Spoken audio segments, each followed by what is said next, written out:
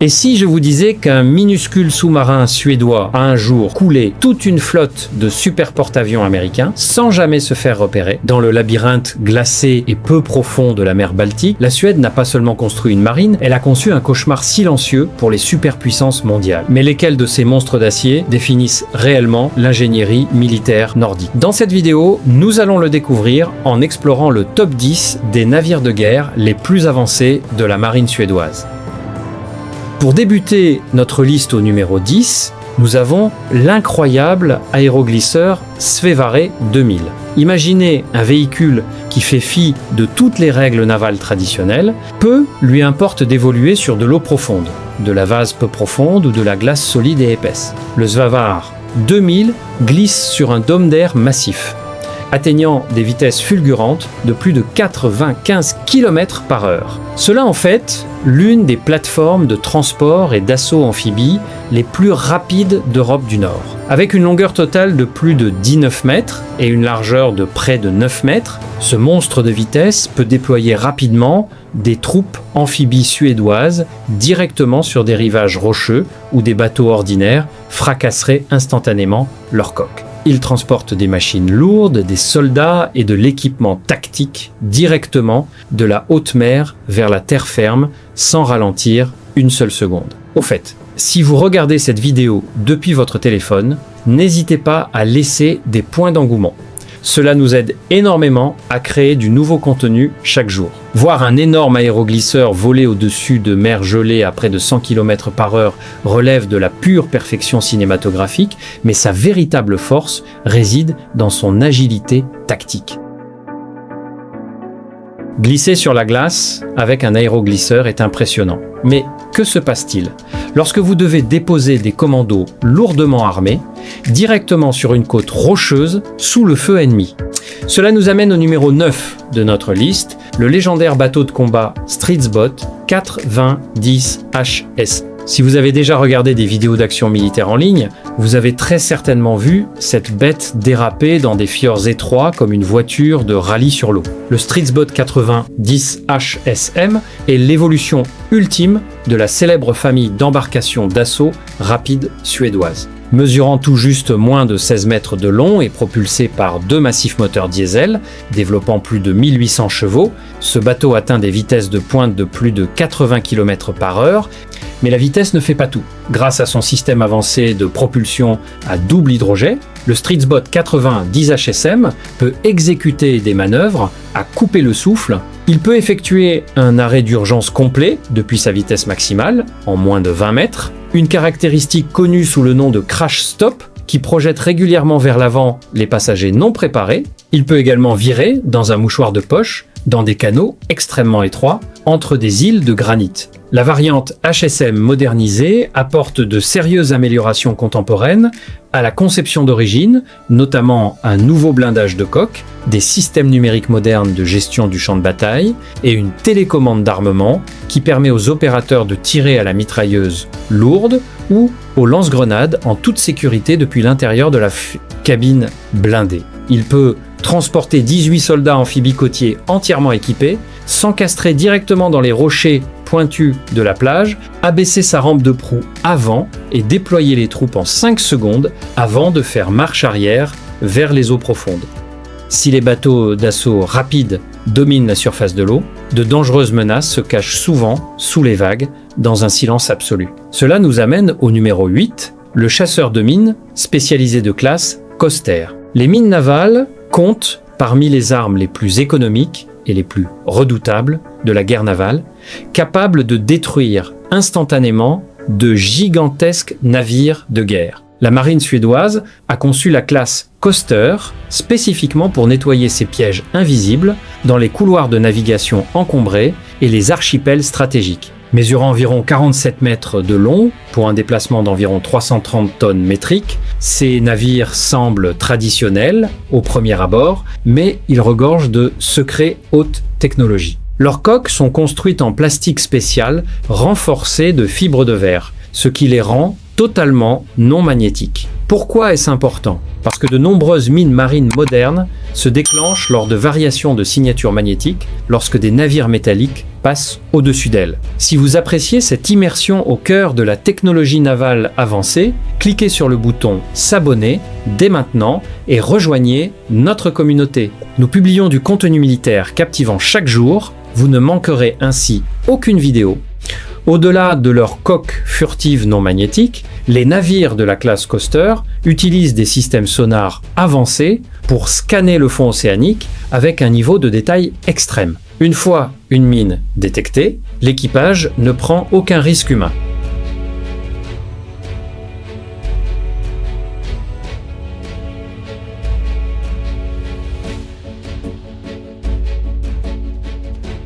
Le déminage des champs de mines sous-marins est un travail délicat, mais la protection côtière active exige une présence constante et des frappes rapides contre les intrus ennemis. Cela nous emmène au numéro 7 de notre liste, l'Agile patrouilleur de classe Tapper. Ces navires de guerre compacts ont été conçus spécifiquement pour garder le littoral découpé de la Suède, défendre les bases navales stratégiques et traquer les sous-marins intrus mystérieux cachés dans les fjords peu profonds. Affichant 22 mètres de long et un déplacement d'environ 62 tonnes métriques, la classe Tapper est petite, rapide et étonnamment très armée pour son gabarit modeste. Propulsée par 2 moteurs diesel, ces vedettes rapides de patrouille peuvent atteindre des vitesses supérieures à 45 km/h, ce qui leur permet de réagir instantanément aux menaces maritimes locales. Vous êtes-vous déjà demandé comment un petit patrouilleur pouvait traquer un sous-marin massif? Le secret réside dans son équipement dédié à la lutte anti-sous-marine. Malgré sa taille compacte, la classe Tapper embarque des systèmes sonars haute technologie conçus pour faire rebondir les signaux acoustiques à travers des eaux peu profondes et complexes. Une fois un contact sous-marin identifié, le navire peut larguer des grenades anti-sous-marines et des torpilles légères anti-sous-marines pour forcer les intrus à faire surface ou les neutraliser complètement.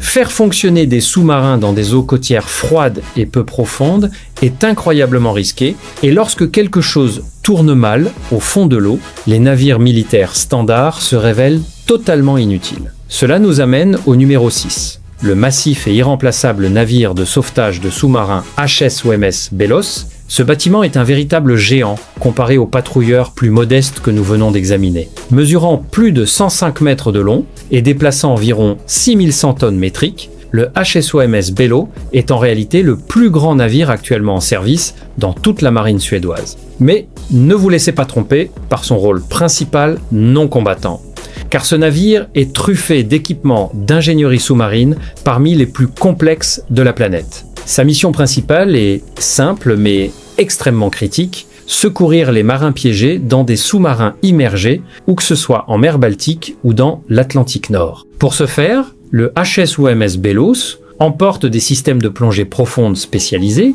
des caissons de décompression haute pression et des véhicules sous-marins téléguidés sophistiqués capables d'opérer à des milliers de mètres sous la surface. Le joyau de sa capacité de sauvetage est son véhicule de sauvetage pour sous-marins, un mini sous-marin arrimé sur son pont arrière qui peut plonger, s'aligner avec précision sur l'écoutille d'un sous-marin endommagé et secourir les membres d'équipage piégés dans un environnement sous pression. Pour rester parfaitement immobile juste au-dessus d'un site de sauvetage, malgré les forts courants marins et les vents violents, le navire utilise des systèmes de positionnement dynamiques couplés à des propulseurs contrôlés par ordinateur.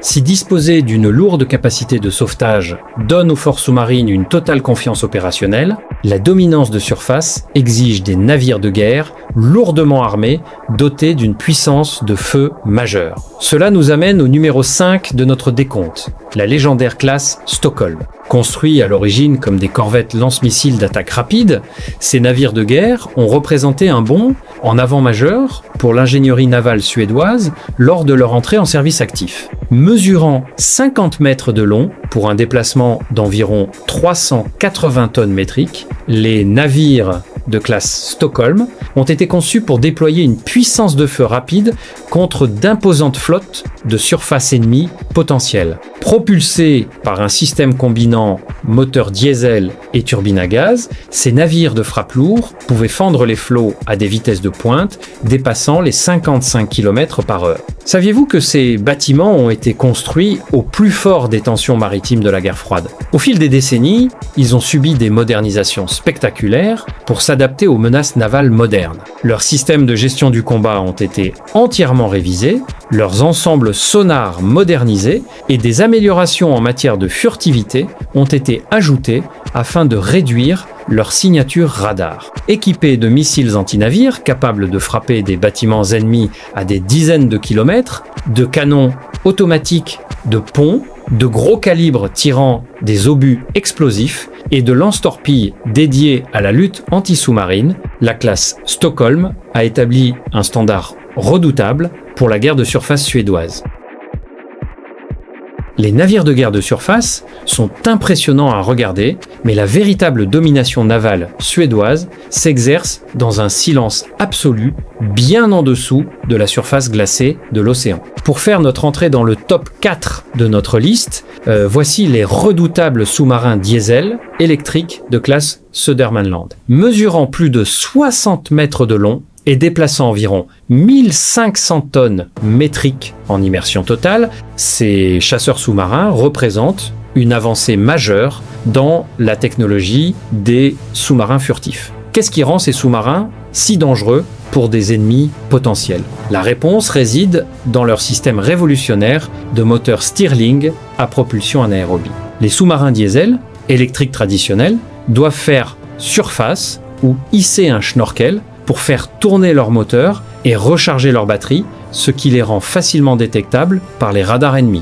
Mais la classe Södermanland peut faire tourner ses moteurs Stirling en utilisant de l'oxygène liquide et du carburant diesel en toute discrétion sous l'eau pendant des semaines d'affilée sans jamais remonter à la surface. Si vous appréciez ce classement du top 10 jusqu'à présent, cliquez sur le bouton « J'aime » dès maintenant, laissez un j'aime aide d'autres passionnés de militaires à trouver notre chaîne et soutient notre création quotidienne de vidéos. Grâce à leur incroyable endurance en immersion, ces sous-marins peuvent se tapir dans des eaux côtières peu profondes et attendre en silence, tels des prédateurs fantômes.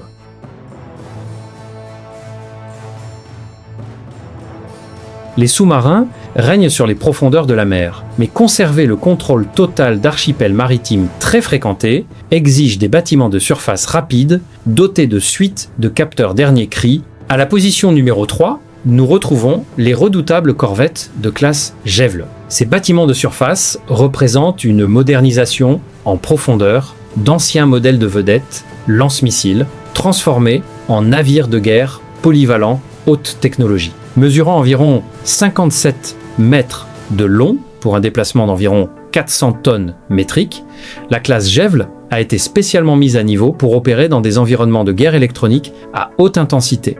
Vous êtes-vous déjà demandé comment un navire de surface survit lorsque des menaces aériennes et missilistiques ennemies l'encerclent? La classe Gävle y répond grâce à une technologie de pointe.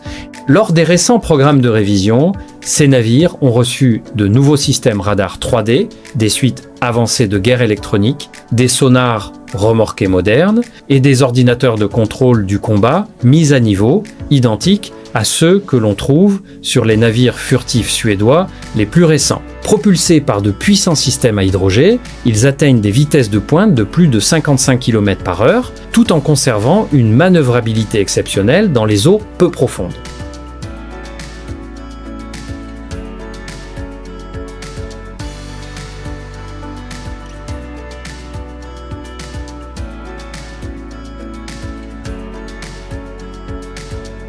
Si la classe Gävle incarne la modernisation haute technologie, notre candidat au numéro 2 semble tout droit sorti du tournage d'un film de science-fiction situé 50 ans dans le futur. Bienvenue à l'iconique corvette furtive de classe Visby. Lorsque ces navires ont fait leur début, les architectes navals du monde entier sont restés totalement médusés et sans voix. Mesurant 73 mètres de long pour un déplacement d'environ 640 tonnes métriques, la classe Visby a été conçue dès le départ pour être virtuellement invisible au système de détection ennemi. Sa coque est construite à partir de matériaux composites en plastique renforcé de fibres de carbone, ce qui crée une structure ultra légère tout en réduisant considérablement les signatures magnétiques et acoustiques. Observez de près, sa coque lisse est futuriste. Il n'y a aucun angle droit saillant, aucune échelle extérieure, ni aucun armement apparent. Tout, y compris le canon automatique principal de 57 mm, se replie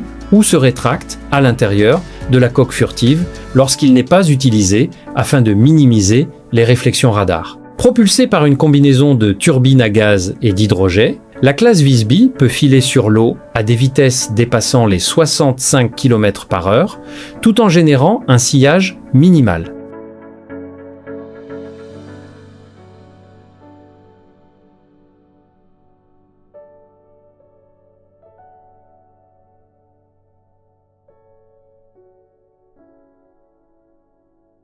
Nous avons atteint le sommet absolu de l'ingénierie navale suédoise et au numéro 1 de notre liste se dresse le légendaire sous-marin de classe Gotland. Sur le papier, ce sous-marin diesel électrique mesure 60 mètres de long et déplace environ 1600 tonnes métriques en immersion, ce qui peut sembler similaire à d'autres sous-marins. Mais dans la pratique, la classe Gotland est largement considérée comme l'une des plateformes sous-marines les plus dangereuses et les plus silencieuses de l'histoire mondiale. Pourquoi est-il célèbre dans le monde entier ? Lors d'un exercice militaire conjoint en 2005, un seul sous-marin de classe Gotland a tourné autour d'un groupe d'attaque complet de super porte-avions nucléaires américains. Il s'est glissé de manière totalement indétectable au-delà de plusieurs destroyers et hélicoptères anti-sous-marins, a virtuellement coulé le super porte-avions et s'est éclipsé sans jamais être repéré. Cet exploit incroyable a été rendu possible par son système de propulsion anaérobie Stirling ultra silencieux, ses revêtements d'insonorisation acoustique anti-réflecteur et sa suppression avancée de signatures magnétiques.